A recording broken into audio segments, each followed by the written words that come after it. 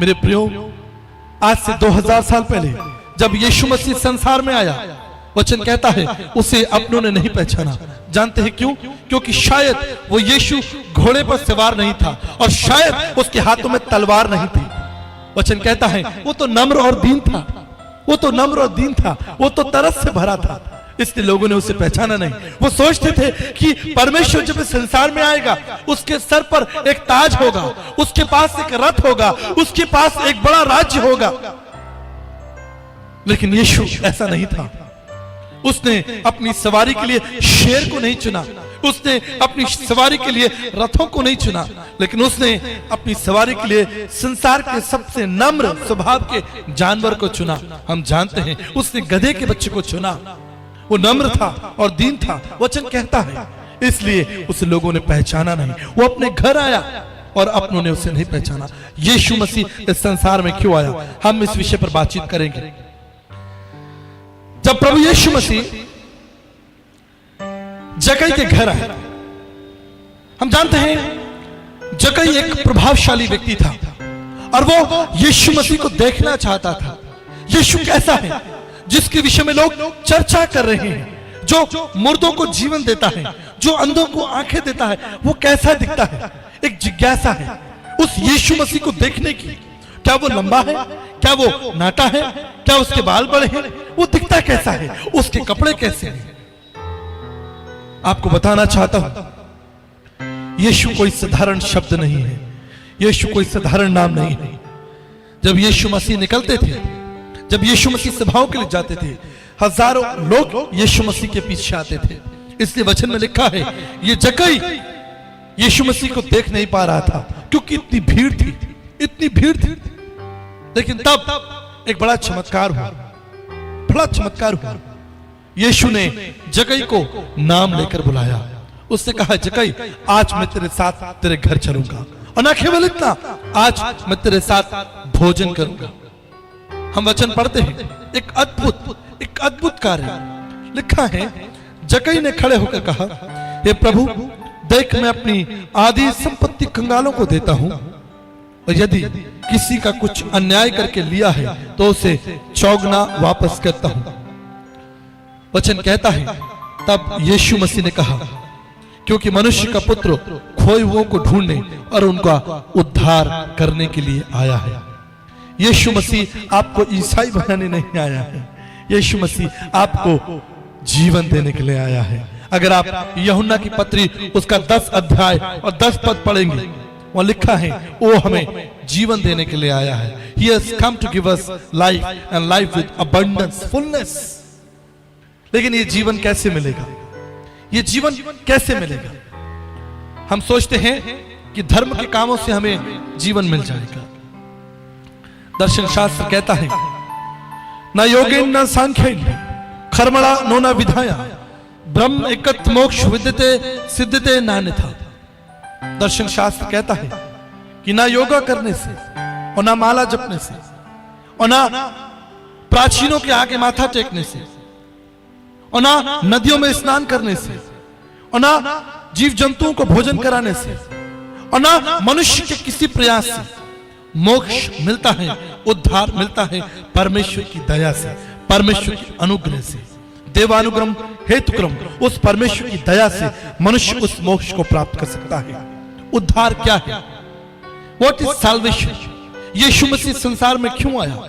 वचन कहता है अगर हम सारे जगत को प्राप्त कर लें और अपने प्राणों की हानि उठाएं तो हमें क्या लाभ होगा? सन 2016 में 8 नवंबर को जब भारत देश में नोटबंदी हुई, मैंने एक किस्सा पढ़ा। एक धनवान व्यक्ति जिसके पास बहुत सा धन था, बहुत सा धन था, जब उसने सुना कि ये धन अब बेकार हो गया है, अब ये धन मेरे लिए उपयुक्त नहीं है, उसे हार्ट अटैक आ गया। उसके 3 बेटों ने उसे हॉस्पिटल में एडमिट कराया। पहला दिन निकल गया। उस धनवान व्यक्ति ने अपने बेटे को बुलाया और पूछा क्या उस धन के विषय में कोई परिणाम निकला, क्या हमारा धन बच सकता है?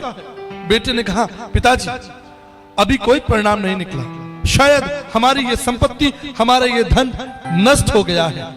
दूसरा दिन आया, उस व्यक्ति ने पूछा, क्या हमारे उस धन को बचाया जा सकता है? बेटों ने कहा, पिताजी हम कुछ नहीं कर सकते। और तीसरा दिन भी आया, क्या वो धन बच सकता है?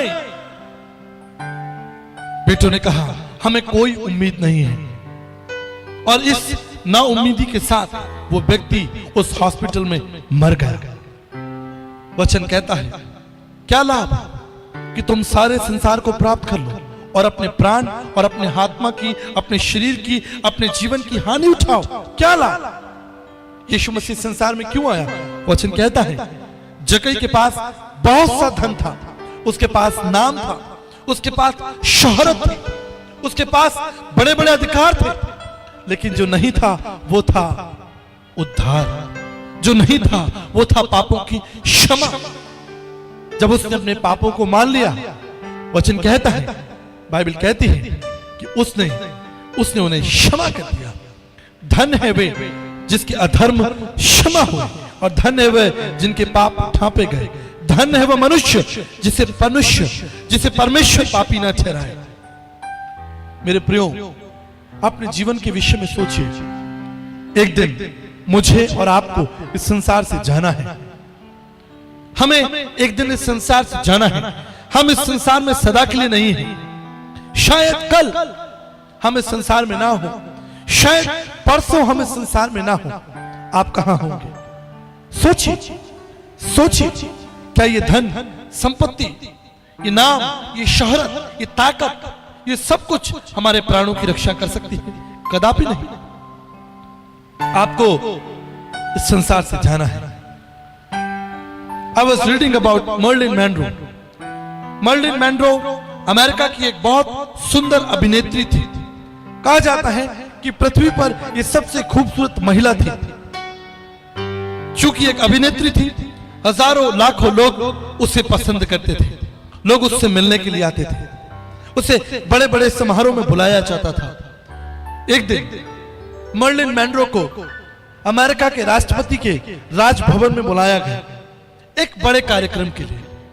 मर्लिन वहां पर गए, उसने लोगों का मनोरंजन किया और मनोरंजन के बाद वो अपने होटल रूम में चली गई। दूसरे दिन लोग उसे लेने के लिए आए। उसे दूसरे शहर जाना था। दरवाजा खटखटाया गया, लेकिन मर्लिन मैनरो ने दरवाजा नहीं खोला। लोग डर गए, ये क्या हुआ? लोगों ने दरवाजा खटखटाया, दरवाजा तोड़ा गया। पुलिस ऑफिसर्स अंदर गए। उन्होंने देखा कि मर्लिन मैनरो ने आत्महत्या कर ली। She committed suicide. इससे पहले कि मर्लिन मैनरो इस संसार को छोड़कर जाती, उसने एक पत्र लिखा। उसने कहा, मेरे पास धन है, संपत्ति है, नाम है, ख्याति है, सब कुछ है, लेकिन मेरे जीवन में शांति नहीं है। मेरे जीवन का कोई लक्ष्य नहीं है। मेरा जीवन अकेला है। मेरे प्रियो, बिल्कुल मर्लिन मैनरो के समान, बिल्कुल स्टीव जॉब्स के समान शायद हमारे पास सब कुछ हो, लेकिन अगर हमारे पास परमेश्वर का पुत्र प्रभु यीशु नहीं है तो हम निश्चित अकेले हैं। हम टूटे और बिखरे हुए हैं। पास्कल, एक ग्रेट साइंटिस्ट और मैथमेटिशियन, उन्होंने एक बात कही। उन्होंने कहा, हर एक व्यक्ति के मन में, उसके हृदय में एक खाली स्थान है, एक खाली स्थान है, और वो खाली स्थान न धन से, न नाम से, न शोहरत से, और न संसार की किसी भी चीज से भरा जा सकता है। वो खाली स्थान केवल परमेश्वर के पुत्र अर्थात प्रभु यीशु मसीह के द्वारा भरा जा सकता है। दूसरा कोई तरीका नहीं है। मेरे प्रियो, आपके पास सब कुछ है, आपके पास सब कुछ है, लेकिन अगर आपके पास प्रभु यीशु नहीं है, आपके पास शांति नहीं है, आपके पास जीवन का कोई लक्ष्य नहीं होता। आपने देखा है, जब एक फुटबॉल प्लेयर ऐसे ही एक मैदान में फुटबॉल को लेकर दौड़ता है, वो कहां दौड़ता है? वो उस बॉल को लेकर एक गोल पोस्ट की तरफ, उस निशाने की ओर दौड़ता है जहां पर उसे उस बॉल को डालना है। एक लक्ष्य, एक लक्ष्य। अगर वो गोल पोस्ट वहां पर ना हो, अगर वो लक्ष्य वहां पर ना हो, मैं आपसे प्रश्न पूछना चाहता हूं, वो कहां तक दौड़ेगा? उसके दौड़ने की दिशा क्या होगी? उसके दौड़ने का लक्ष्य क्या होगा? बिल्कुल इसी समान, बिल्कुल इसी समान अगर हमारे जीवन में प्रभु यीशु नहीं तो हमारे जीवन का कोई लक्ष्य नहीं। हम कहां दौड़ रहे हैं, हम कहां पहुंचेंगे शायद नहीं पता। इसलिए यीशु मसीह संसार में आया। हम शायद भूल कर रहे हैं, हम शायद भूल कर रहे हैं। मैं आपके सामने एक पद पढ़ना चाहता हूं। वचन कहता है, पहला यूहन्ना 1:9, यदि हम अपने पापों को मान लें तो वो हमें पापों से क्षमा करने और सब अधर्म से शुद्ध करने में विश्वास योग्य है। यीशु मसीह इस संसार में क्यों आया?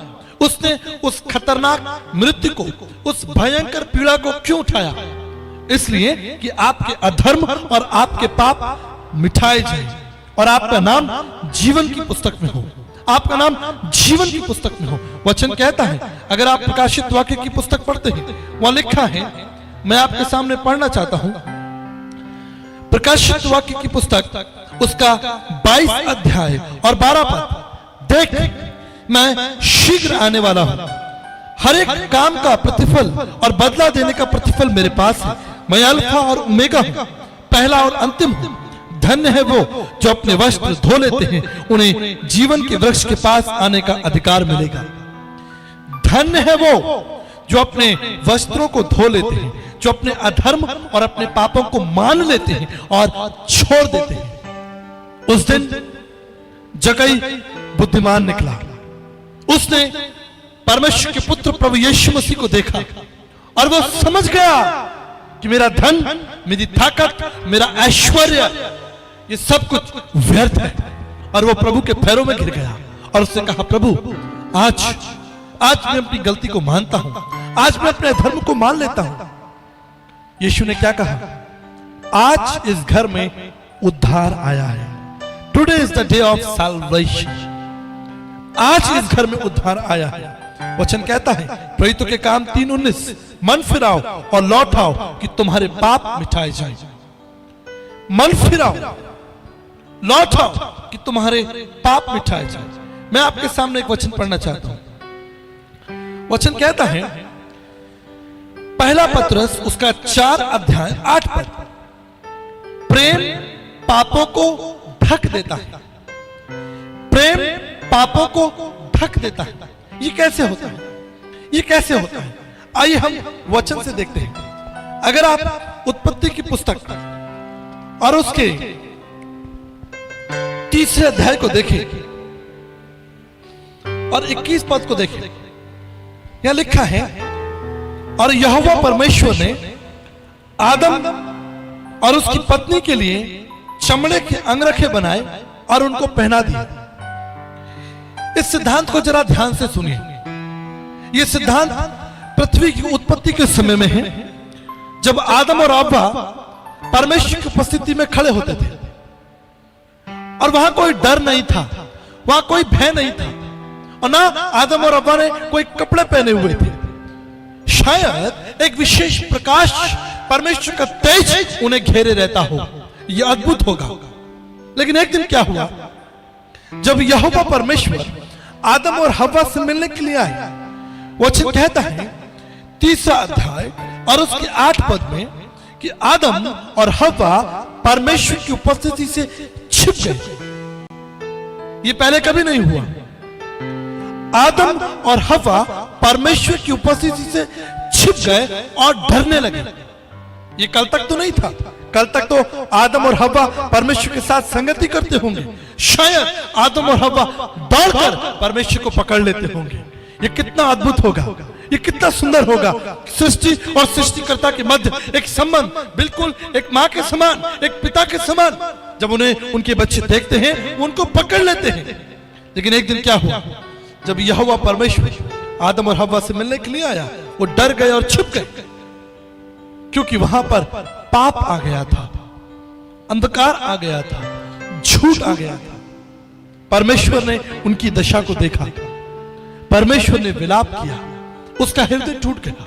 उसने कहा, अरे तुमने वो फल खाया जिसके लिए मैंने तुम्हें मना किया था।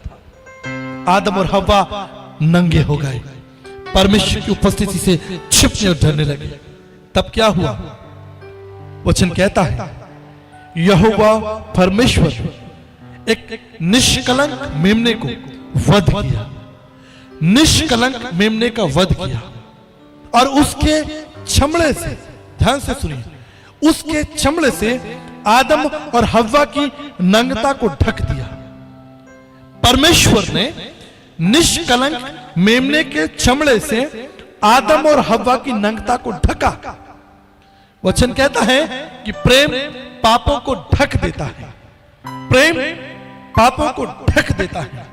परमेश्वर ने आदम और हव्वा की नंगता को ढका। आप जानते हैं कैसे? वो निष्कलंक मेमना कौन था? वो निष्कलंक मेमना कौन था? वो निष्कलंक मेमना कोई और नहीं, आपका प्रभु यीशु मसीह था। बाइबल कहती है हमने जब अपना अपना मार्ग ले लिया, हम भटक गए, हम गिर गए, हमारे पास कोई रास्ता नहीं था, हम नंगे हो गए। ठीक उसी समय वचन कहता है जब हम पापी ही थे, book of Romans chapter 5 verse 8, जब हम पापी ही थे, यीशु मसीह हमारे अधर्मों के लिए मारा गया।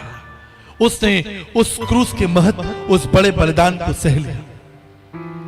आप जानते हैं इस संसार में बहुत से लोग हैं जो पाप की परिभाषा को नहीं जानते, पाप की परिभाषा को नहीं जानते।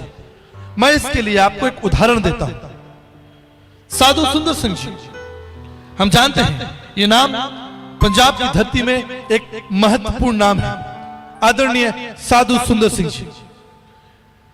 एक बार साधु सुंदर सिंह जी एक बड़े जलाशय, जलधारा में स्नान कर रहे थे।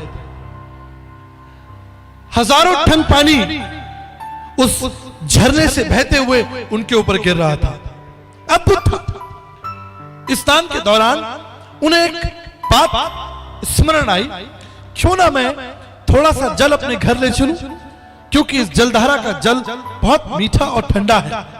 और ये सोचकर उन्होंने उस मटके में जल को भर लिया और अपने कंधे पर रखकर अपने घर की तरफ चलने लगे।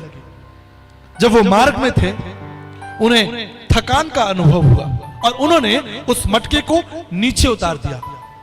और जब उन्हें आराम मिला, उन्हें चैन मिला, उन्होंने उस मटके को वापस अपने कंधे पर रखा और अपने मार्ग की तरफ चलने लगे। फिर थक गए और फिर उन्होंने उस मटके को नीचे रखा। जब कई बार वो ऐसा कर चुके, पवित्र आत्मा ने साधु सुंदर सिंह से पूछा, साधु सुंदर सिंह, अभी तो तुम जलधारा में स्नान कर रहे थे, हजारों टन पानी तुम्हारे ऊपर था, तुम तो जलाशय में गोते ले रहे थे और तुम्हारे ऊपर झरनों से पानी गिर रहा था, तब तुम्हें थकान और दर्द का अनुभव नहीं हुआ। लेकिन थोड़ा सा जल अपने कंधे पर रखकर चल रहे हो, तुम थक जाते हो, ऐसा क्यों? मेरे प्रियो, यह अद्भुत है। जब तक मैं और आप पाप में तैरते रहेंगे, हमें पाप का बोझ कभी पता नहीं चलेगा। लेकिन जब वही पाप मटके रूपी प्रभु यीशु मसीह के रूप में इकट्ठा किया जाए, आपको पता चलेगा कि आपका पाप वास्तव में कितना भारी है, कितना भारी है। आप अपने पापों को लेकर चल नहीं सकते। जिस समय यीशु मसीह ने उस क्रूस को उठाया था, वो क्रूस कुछ और नहीं था, वो आपके और मेरे पापों की कीमत थी, मेरे और आपके अधर्म का बोझ था जो यीशु मसीह के ऊपर लादा गया। यीशु आपको ईसाई बनाने नहीं आया। परमेश्वर को इसमें कोई रुचि नहीं कि आप ईसाई बन जाएं।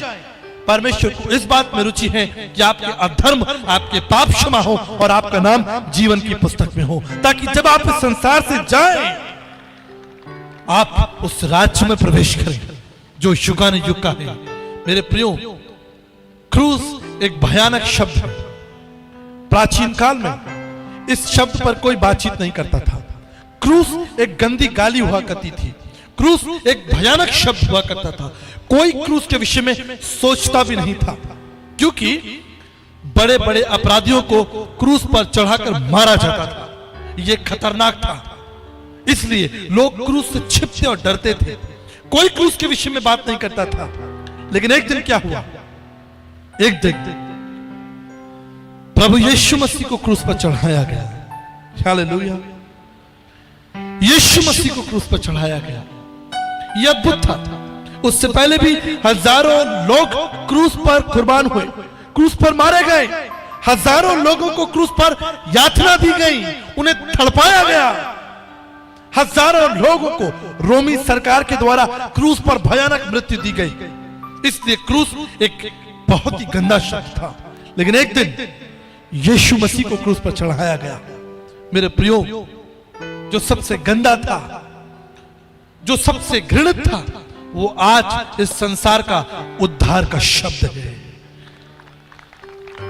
आप कल्पना कीजिए कि वो यीशु मसीह अगर लकड़ी के जीवन को बदल सकता है तो वो आपके जीवन को क्यों नहीं बदलेगा। इसलिए उसने कहा कि मैं तुम्हारे जीवन को बदलने आया हूं। I have come to change your life, life with love and peace. मैं तुम्हें आशा देने आया हूं। इससे वचन कहता है उसने हमसे प्रेम किया। हालेलुया। उसने हमसे प्रेम किया, उसने हमारा बोझ उठाया, उसने हमारे आंसुओं को पोंछा, उसने अपने लहू से हमारा नाम जीवन की पुस्तक में लिखा। वचन में कहता है कि मैंने तुम्हारा नाम अपनी हथेली पर लिखा है। मैं आपको एक अद्भुत बात बताता हूं। जब मैं अपनी पत्नी अर्थात दीप्ति, हम जब कॉलेज में पढ़ते थे, कई बार हम हथेली पर एक दूसरे का नाम लिख लेते थे। लेकिन यह निश्चित था कि घर जाने से पहले वो नाम मिटा दिया जाए ताकि माता पिता उस नाम को ना देख लें। बाइबल कहती है मैंने तुम्हारा नाम अपनी हथेली पर खोद कर बनाया है, मैं इसे कभी नहीं मिटाऊंगा। ये अद्भुत है, ये अद्भुत है।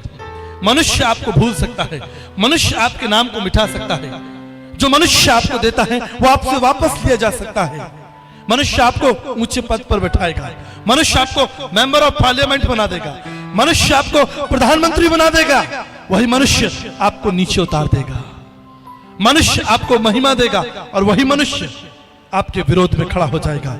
लेकिन बाइबल कहती है, वचन कहता है जो परमेश्वर देगा वो तुमसे कभी वापस नहीं लिया जाएगा। जो परमेश्वर देगा वो अनंत काल के लिए देगा। उसने कहा है मैं तुम्हें जीवन देने आया हूं और उसने हमें युगानुयुग का जीवन दिया है, वो हमसे कभी वापस नहीं लेगा। उसने अपने पुत्र प्रभु यीशु मसीह के द्वारा हमें वो अनंत जीवन दे दिया है। मेरे प्रियो, एक ही आशा है, एक ही आशा है। आज शाम जब मैं आपके सामने खड़ा हूं, मुझे नहीं मालूम आपकी आवश्यकताएं क्या हैं। क्या आप बीमारी के लिए प्रार्थना कराने आए हैं? क्या आप संसार की तमाम चीजों के लिए प्रार्थना कराने आए हैं? लेकिन मैं आपको एक चीज देना चाहता हूं। I want to give you one thing। एक चीज मैं आपको इस स्थान से देकर भेजूंगा और वो है अनंत की आशा।